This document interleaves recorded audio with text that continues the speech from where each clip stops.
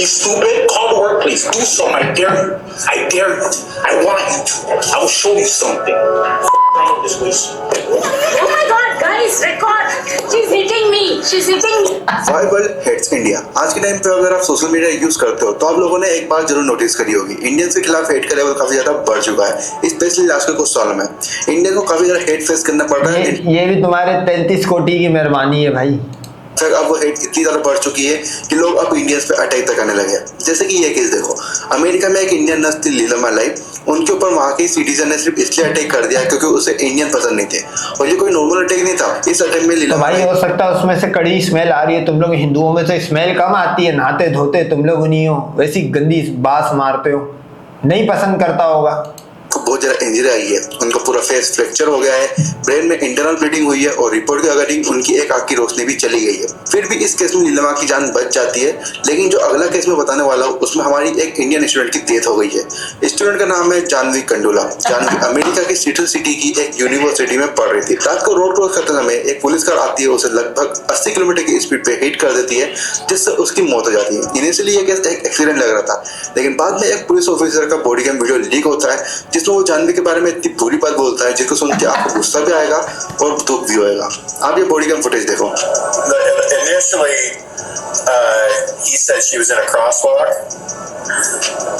There's a witness that says no, she wasn't. But that witness could be different because I don't think she was thrown 40 feet either. I think she went up on the hood, hit the windshield, then when he hit the brakes, flew off the car. But she is dead.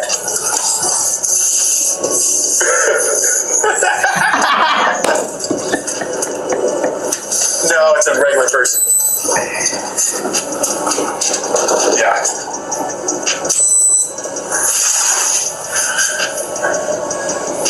Yeah, just write a check. Just $11,000. She was 26 anyway. She had limited value.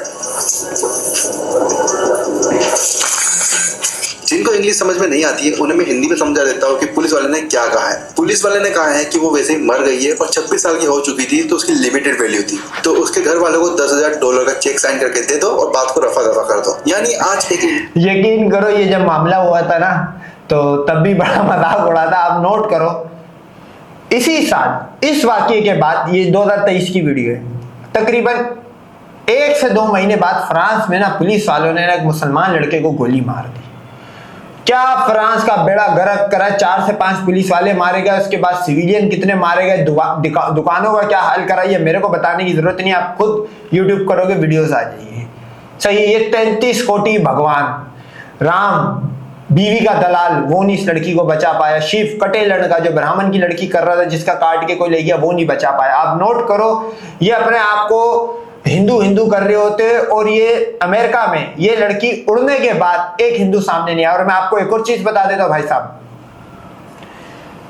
उसने क्या बोला, $10,000। अब मैं आपको थोड़ा सा पीछे लेके चलता हूं, ये $10,000 उसने क्यों दिए? इनकी हिस्ट्री रही है, ये पैसे लेके अपनी बहन और बेटी का सौदा करते रहे हैं। वो कितना हंसते हुए उसने बोला है कि बाबा $10,000 का चेक दो और मामला रफा दफा करो, और मैं आपको लिख के देता हूं ऐसा ही होगा। ये भी पचीतन थी, घर वालों ने भी बोला होगा चलो निकल गई, मरते मरते $10,000 ही दे के गई है। इंडियन की लाइफ की वैल्यू चेक से डिसाइड करी जा सकती है, और ऐसे केसेस बार बार वर्ल्ड में होते रहते हैं। But the main question is why does the world hate Indians? हमने ऐसा क्या कर दिया है कि लोग हमसे इतनी ज्यादा नफरत करने लगे हैं? तो मैंने इसके ऊपर रिसर्च करी और मुझे ढेर सारी इन्फॉर्मेशन पता चली है। उन्हीं इन्फॉर्मेशन को लेकर मैंने ये वीडियो बनाई है। तो मैं इस वीडियो को टोटल 2 पार्ट्स में कवर करूंगा। पहले पार्ट में हम रीजन जानेंगे कि हमें हेट क्यों मिल रहा है, और दूसरे पार्ट में हम जानेंगे कि इसका सोल्यूशन क्या हो सकता है।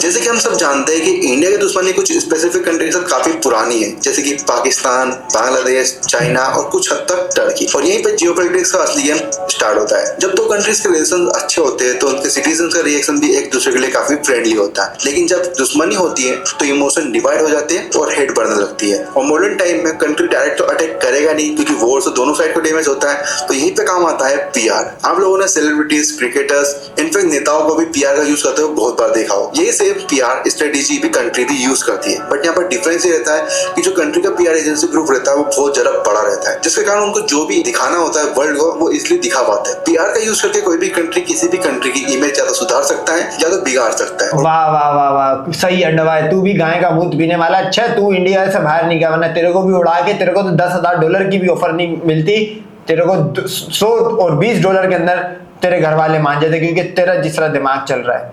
अबे भाई ये मामला पजीत कड़ी स्मेल ये वेस्टर्न कंट्रीज से आ रहे हैं, ये central Asia Muslim country Chinese से पाकिस्तान से नहीं आ रहे। तो वहां पे जो तूने भी दुश्मनी वाला खेमा दिखाया था, जो काफी सारे झंडे दिखा दिए थे तीनों से लड़ाई है, तो वहां पे पाकिस्तान कैसे नैरेटिव चला रहा है भाई?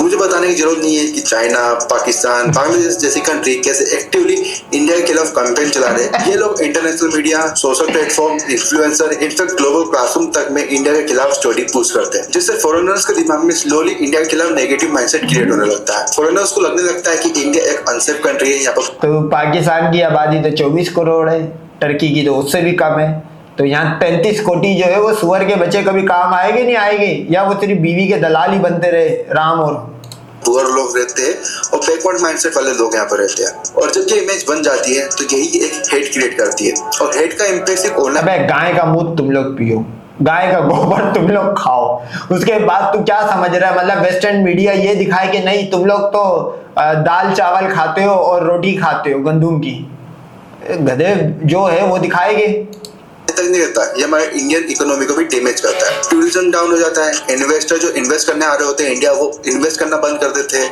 हमारे इंडिया का ग्लोबल ट्रस्ट भी वीक होने लगता है, और ये सब बिना एक बुलेट चलाए हो रहा है। सो आप इसे से समझ सकते हो कि एक पीआर एजेंसी कितना पावर होल्ड करता है। और यहाँ तो हम एक कंट्री की पीआर एजेंसी की बात कर रहे हैं, तो उसका पावर कहाँ होगा आप समझ ही सकते हो। और इसी वजह से दुनिया में इंडिया के खिलाफ हेट इतनी ज्यादा बढ़ चुकी है, क्योंकि इस हेट को केयरफुल प्लान कराई। लेकिन स्टोरी यही खत्म नहीं होती है, क्योंकि जो पीआर एजेंसी है उनको भी अपना प्रोपेगेंडा चलाने के लिए प्रूफ फुटेजेस चाहिए होते हैं, और वो इंडिया से ही उनको मिल जाते हैं। और उन्हें कैसे मिलते हैं, चलो अब उसके बारे में जानते हैं।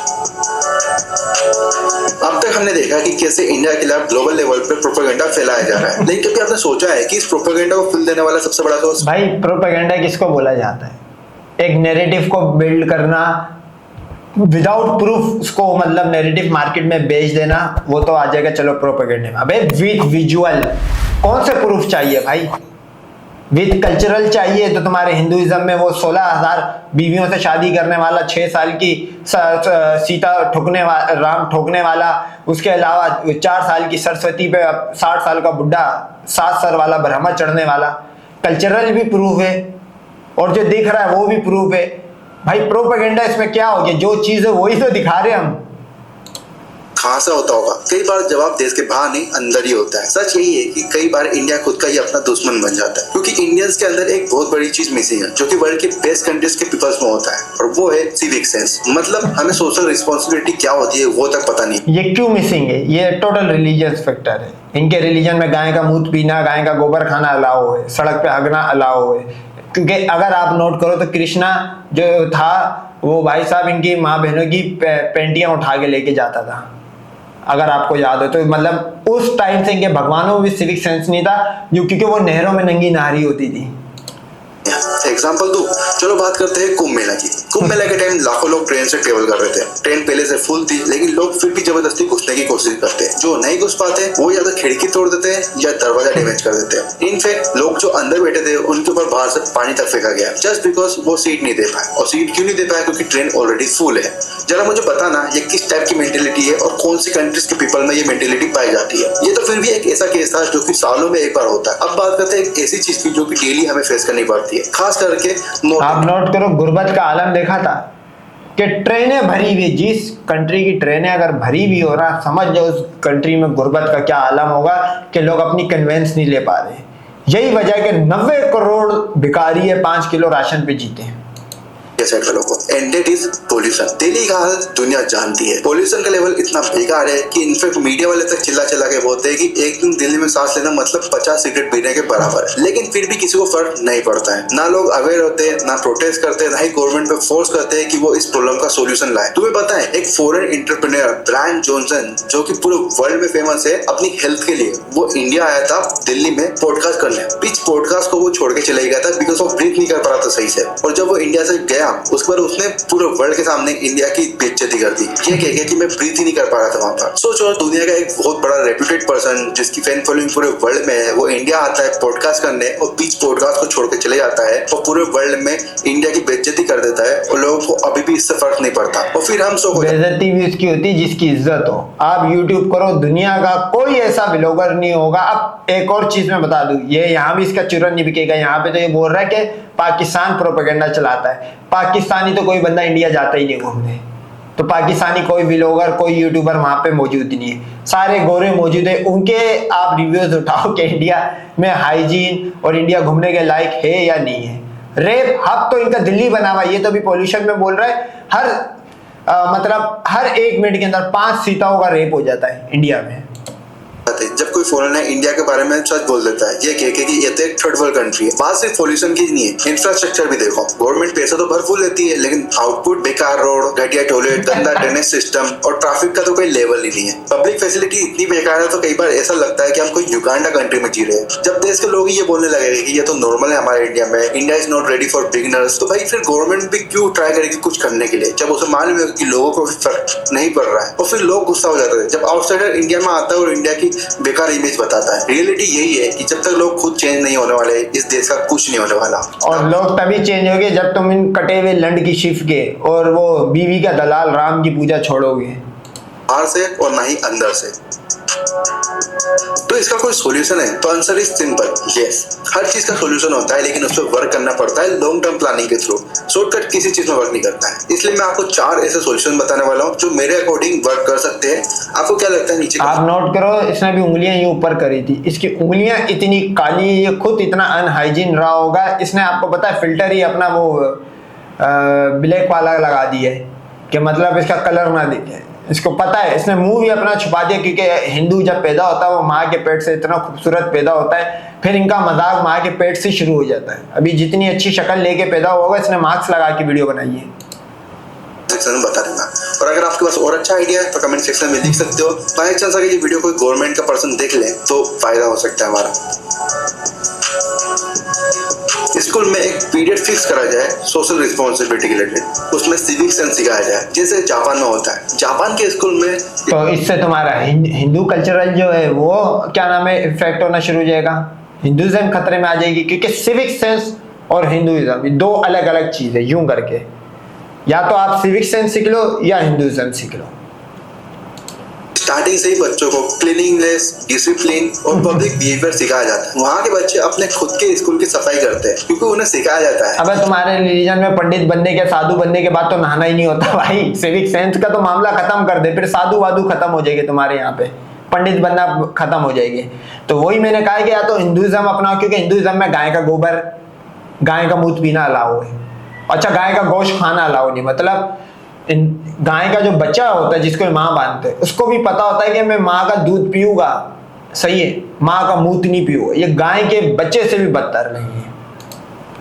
ये एक रिस्पॉन्सिबिलिटी है, ना कि सिर्फ दर्द। इमेजिन करो कि हमारे इंडिया के हर स्कूल में एक पीरियड फिक्स हो सोशल रिस्पॉन्सिबिलिटी का, जिसमें civic sense, discipline, social behaviour ये सब चीजें सिखाई जाए। तो हमारी जो नेक्स्ट जनरेशन होगी वो ऑलरेडी ज्यादा रिस्पॉन्सिबल होगी कंपेयर टू अस। लोग तो इंडिया में बहुत सारे हैं पर उन्हें अच्छे से इम्प्लीमेंट करना जरूरी है। हम सब ने सुना है डर का डर होना जरूरी है। एग्जांपल ले लो एक बेबी एलिफेंट का। जब एक बेबी एलिफेंट बहुत छोटा होता है तो उसे एक रस्सी से बांध दिया जाता है एक लकड़ी से, तो वो उसे तोड़ने का बहुत बार ट्राई करता है लेकिन कभी तोड़ नहीं पाता। अब वही एलिफेंट इतना ग्रो हो चुका है कि वैसी 100 रस्सियां और लकड़ियां एक साथ तोड़ सकता है, बट वो कभी भी उस रस्सी को तोड़ने का ट्राई नहीं करता जिससे उसे बांधा जाता है। क्यों? क्योंकि उसके दिमाग में ये बात फिक्स हो गई है कि इसको तोड़ा नहीं जा सकता। अगर इंडिया में भी लोग तोड़ने पे विजिबल एक्शन दिया जाए, लोगों को दिखाया जाए कि हाँ तुम्हारे खिलाफ इस टाइप का एक्शन लिया जा सकता है, तो उनके अंदर भी डर बैठ जाएगा और ये डर उन्हें डिसिप्लिन करेगा। सिर्फ पनिशमेंट से भी काम नहीं चलने वाला, रिवॉर्ड भी इक्वली इंपॉर्टेंट है। हर साल एक रिवॉर्ड सिस्टम क्रिएट करो जिसमें टॉप 1000 सिटीजन्स को सिलेक्ट करा जाए, उनके बिहेवियर। अबे इससे बड़ा मसला तो ये जब फॉरेन टूरिस्ट आ रहे हैं उनका भी रेप होना शुरू हो गया है भाई। अमेरिका, फ्रांस, जितनी कंट्रीज है सब एडवाइजरियां जारी कर रहे हैं कि फीमेल जो है वो इंडिया ना जाए। तो उसका क्या रिवॉर्ड देगा तू? वैसे उस चीज का रिवॉर्ड हिंदुइज्म में बहुत है। अगर आप बिल्किस बानो का केस उठाओ और अगर आप सीता का केस उठाओ, सही है। सरस्वती का केस, सबसे बड़ा केस, सरस्वती का रेप करा उसके बाप ने, विक्टिम वो भी भगवान, जो कल्प्रिट था ब्रह्मा 60 साल का बुढ़ा 6-7 सर वाला, वो भी भगवान। तुम रिवॉर्ड भी तो इस तरह के देते हो रेप करने वाले को।